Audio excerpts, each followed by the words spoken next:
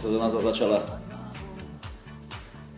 veľmi zle, lebo chlapci boli prázdnení a som si myslel, že bez prázdnení budú mať inakšie záujmy ako futbal, aj sa to troška potvrdilo.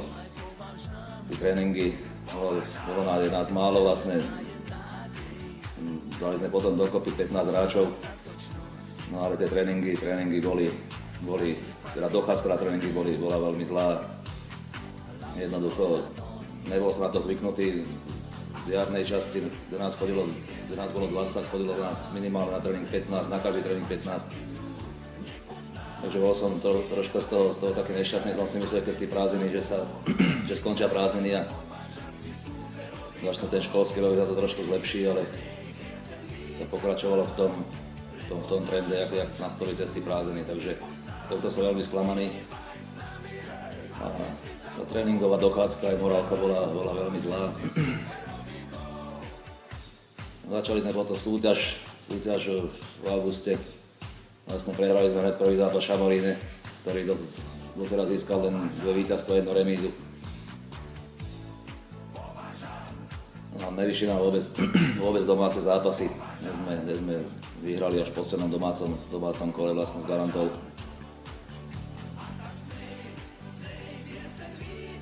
To mužstvo sa nedalo ani dokopy za celú tú jeseň vlastne kvôli tomu, že nás bolo málo a skončili tam niektorí, nie že skončili, ale mali tam také problémy s tým, že tí chalani niektorí mali troška, nie že inakšie záujmy, ale jednoducho mali istého fleka a dochádzka na tie tréningy bola veľmi zlá. No, začali sme tú súťaž, prehrali vlastne, potom sme doma remizovali s Piešťanmi. Ďalšie kolo, tretie sme hrali v Šali, tam sme nehrali zle, ale dostali sme 5 gólov. Prehrali sme 5-3. Potom sa to trošičku za to skonsolidoval. Prišiel nám z Trenčína Stano Hrebuš. Vlastne zmenili sme rozostavenie na ihrisku, teda ten štýl hry.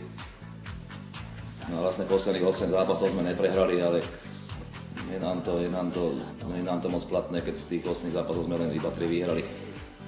Vlastne sme remízoví králi tejto súťaže, máme 6 remíz, máme 21 bodov, prvý má 36, keď si to zrátate trochu, tak sme mohli hrať tú špicu, ale ako som už povedal, je to všetko vec toho tréningu a toho kádra.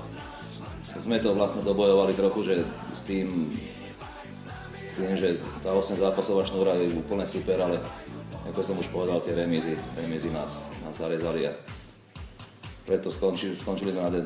mieste. A keď si to tak trošku dám dohromady, že mužstvo, ktoré neprehrá 8 zápasov po sebe a vystane na 9. mieste, tak je to čosi zlé. Cez zimu uvidíme, čo bude. Začneme trénovať začiatkom januára samozrejme a musíme to nejako doplniť ten káder aspoň od 2-3 hráčov.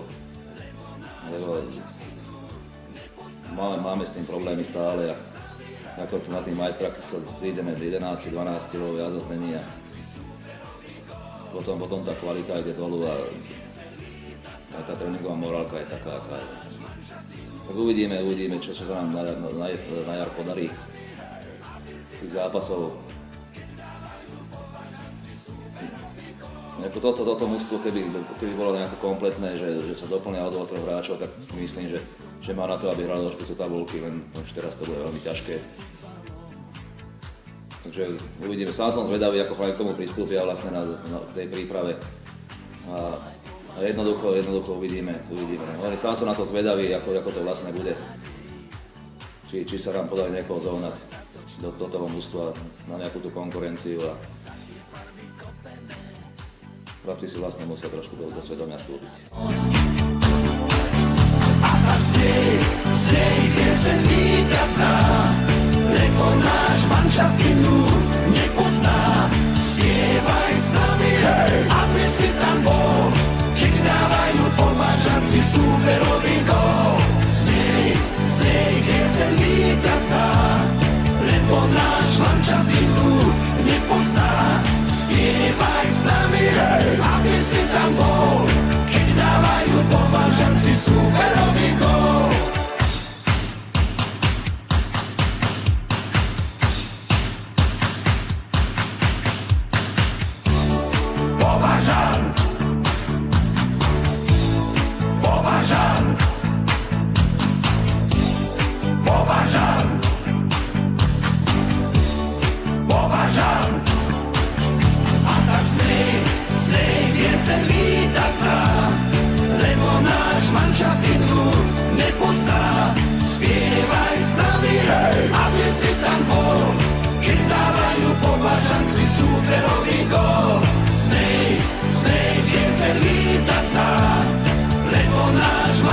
silu nepozná.